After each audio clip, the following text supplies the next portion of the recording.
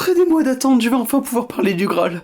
Salut à tous, c'est Beaumasque, bienvenue dans cette nouvelle sélection des sorties comics du mois de février, qui sera fausse dès sa sortie, mais vous connaissez la chanson, ça dure depuis des mois. Bref, c'est parti. Alors je m'excuse, on va pas mal parler de Panini ce mois-ci. D'ailleurs, on va commencer directement avec leur grosse sortie, cette grosse bouse de Spider-Man père et fils. Ouais, Panini aime le cash, bah je suis cash. Mais gardez votre argent, parce que cette série est une honte, tout simplement. Pour vous dire, j'avais réussi à l'oublier, jusqu'à ce que Panini annonce sa sortie en VF. Bon, en même temps, faut dire que la série de base, hormis le premier numéro, qui a été un gros succès, elle a eu de multiples retards, et je crois qu'elle s'est finie dans l'indifférence la plus totale. Bref, qu'est-ce que c'est que ce Spider-Man père et fils? Pourquoi en faire tout un événement? Pourquoi avoir 3 couvertures variantes, notamment une de Marini qui n'est pas aussi belle que celle qu'il avait fait sur Love Story. Alors vous vous rappelez peut-être vous rappelez peut-être qu'en 2019, Marvel avait un peu créé l'événement sur les réseaux sociaux en annonçant une série Spider-Man tout simplement intitulée Spider-Man, scénarisée par le grand J.J. Abrams, le créateur des séries télé Fringe, Lost et le réalisateur du fabuleux Star Wars 7 et 9. Alors là, beaucoup de hype, beaucoup d'attentes, on ne savait rien, on ne savait même pas ce que ça allait raconter, si ce serait canon, ce serait une mini-série, rien, beaucoup de mystères, et pour cause en fait, parce qu'au final c'était pas du tout ce qu'on attendait. Ce comic Spider-Man père et fils, déjà, n'est pas scénarisé réellement par J.J. Abrams, mais par son fils Henry Abrams, qui a peut-être eu le plus beau cadeau d'anniversaire, on est tous jaloux. À tous les coups, il a dealé ça quand il a accepté de reprendre Star Wars 9. Et soyons clairs, le népotisme, c'est pas cool, d'ailleurs ça a pas plu à beaucoup d'artistes de comics, mais soit, peut-être qu'Abrams fils est aussi talentueux que son père. Et c'est le cas, si vous considérez qu'Abrams n'a aucun talent. C'est une mauvaise fanfiction que vous et moi pourrions écrire, franchement c'est cliché, c'est classique, c'est paresseux, ça repose sur un twist, c'est qu'on va pas suivre Peter, mais le fils qu'il a eu avec Mary Jane, parce que oui, tant qu'à faire, autant créer encore un nouveau Spider-Man. Encore? Ça fait beaucoup là, non?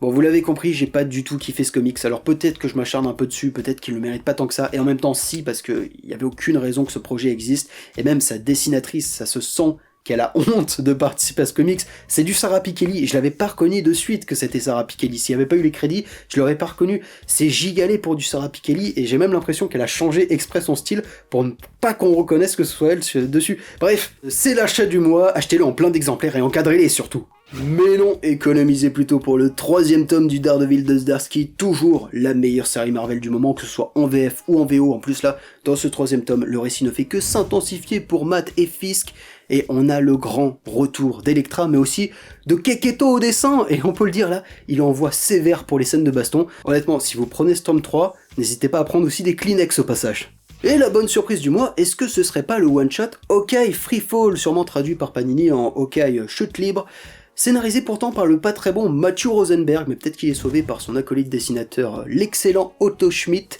que j'avais découvert d'ailleurs aussi sur Un Archer mais chez la concurrence, Green Arrow. Alors ce Hawkeye, vraiment pas prise de tête, ça se lit bien, c'est pas non plus la lecture du mois, la lecture du siècle, hein. Ça ne vaut clairement pas le Hawkeye de Fractionera, qui là est un bijou, et si vous ne connaissez rien à Hawkeye, même si vous n'en avez rien à foutre, lisez au moins ce run. Bref, celui-là, vraiment très cool, en plus il y a une petite ambiance buddy movie, et moi j'aime bien les ambiances buddy movie. Hawkeye va s'associer avec Winter Soldier et Falcon pour affronter quelqu'un qui a volé une de ses anciennes identités, Ronin. Allez, on fait une petite pause avec Picsou Comics pour parler un peu de Glénat qui sort en ce fameux mois d'Halloween, Afterlife with Archie et Vampironica, deux spin-offs cultes horrifiques des comics Riverdale. Alors vous avez sûrement parlé un peu de Afterlife with Archie, dessiné par le grand Francesco Francavilla, dans notre rétro sur Archie, parce que c'est un comics très important qui a un peu sauvé la boîte, et qui a permis pas mal de délires en prenant un ton plus mature, plus gore, des délires comme du coup Archie vs Predator, Jughead le loup-garou, Vampironica, et surtout qui a permis déjà à son scénariste de faire les séries télé Sabrina et Riverdale, hein. Bon, il a pas bien tourné malgré le fait que ces comics étaient très bien, mais du coup surtout le comics Chilling Adventure of Sabrina, que je vous vends depuis quelques années, et qui est vraiment excellent même s'il n'a pas de fin. Je ne sais pas trop ce que vaut ce Vampironica, en tout cas moi je sais une chose, c'est que je vais me jeter sur ce Afterlife with Archie, notamment pour retrouver un peu cette Sabrina un peu horrifique. Côté Urban, je me suis renseigné et j'ai un peu mieux compris ce qu'était cette nouvelle collection Batman Mythologie qui m'étonnait un peu le mois dernier.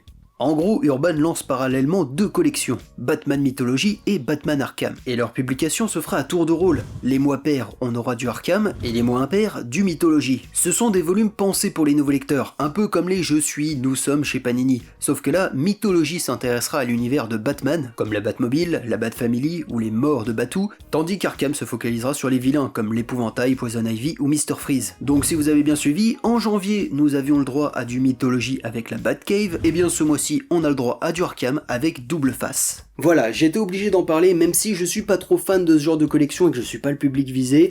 Ceci dit, maintenant, je comprends l'intérêt. Par exemple, pour la Batcave, tu peux découvrir d'où vient cette pièce géante et ce T-Rex qu'il a dans sa cave.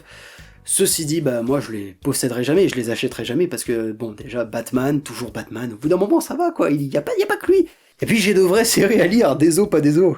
Nouveau départ pour cette équipe dont j'ai beaucoup de mal à prononcer le nom aujourd'hui, les Gardiens de la Galaxie d'Alewing, Monsieur Immortal Hulk, mais qui avait fait par le passé aussi quelques séries cosmiques, donc c'est pas étonnant de le voir débarquer sur les Gardiens aujourd'hui. Cette série, comment dire, à tester, j'ai lu 2-3 épisodes, j'ai pas accroché, c'était pas bien, c'était pas mauvais non plus.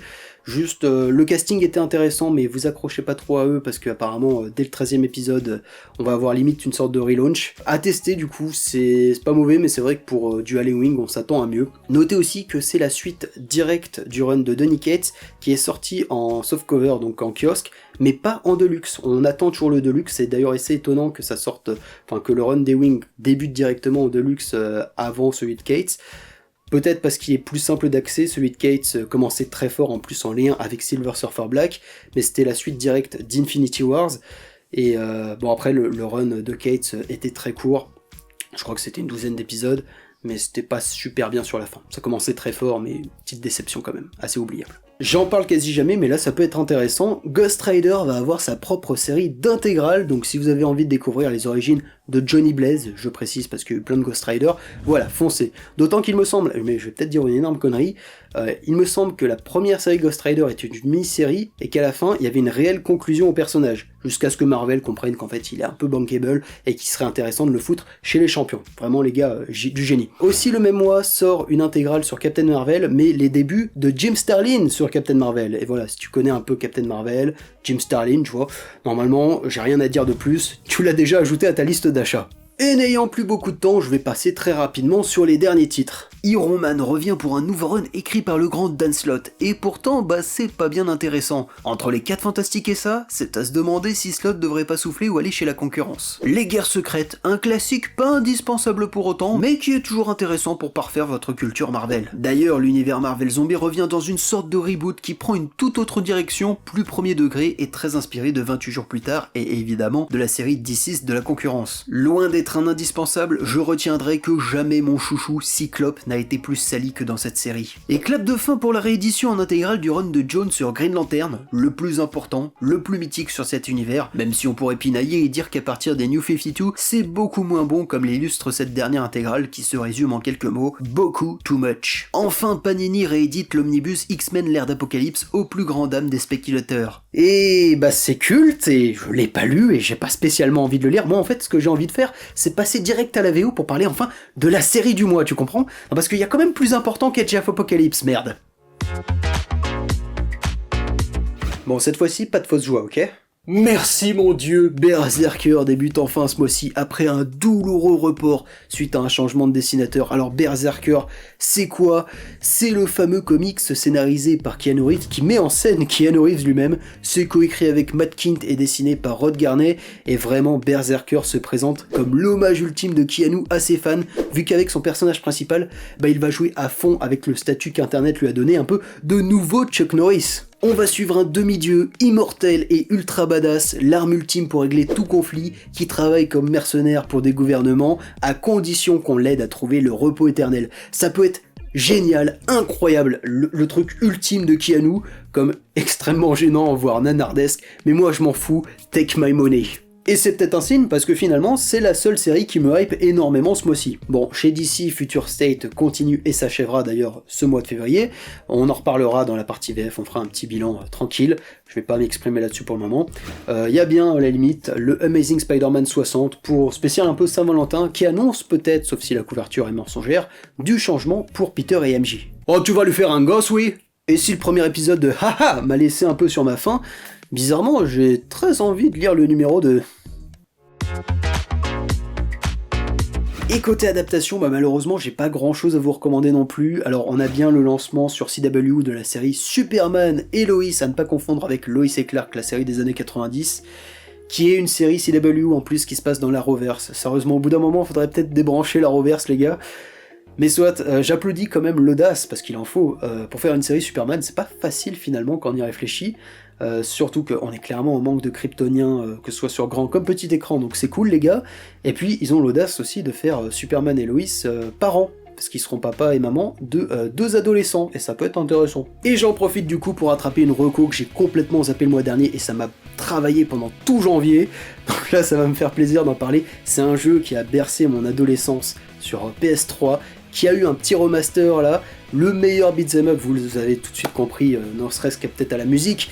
Je parle bien sûr du remaster de Scott Pilgrim The Game, qui est de loin la meilleure adaptation de l'œuvre de Brian Lee O'Malley. En même temps, c'était pas compliqué, franchement, jetez-vous dessus, c'est du bonheur, surtout en multijoueur. Et voilà qui conclut la Select de février 2021. J'espère qu'elle vous a plu, mais surtout j'espère que tout ce que j'ai annoncé sortira bel et bien. Et on sait tous qu'il y aura forcément des reports ou une connerie dans le genre. Bon déjà, le mois dernier, il n'y a pas eu de confinement comme je l'ai annoncé. Donc vous savez quoi, je vais le re-annoncer.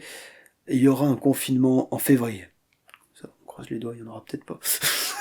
Bref, j'espère que cette select vous a plu, que ça vous a donné pas mal d'idées d'achat. N'hésitez pas à nous partager, votre liste d'achats d'ailleurs, ou même à parler de certains trucs dont j'ai pas parlé. Ça peut toujours être utile, toujours être intéressant. Et puis voilà, n'hésitez pas non plus, le petit rituel YouTube, le like, l'abonnement, le petit commentaire qui fait plaisir, qui fait chaud au cœur. Et je vous dis au mois, rendez-vous le mois prochain, putain je sais plus parler, rendez-vous au mois prochain qui s'annonce très très très très lourd en termes de sortie. Bref, je vous fais un bisou de très très loin et avec mon masque, la bise à la prochaine, adios, je ne sais pas pourquoi je parle comme ça. Salut.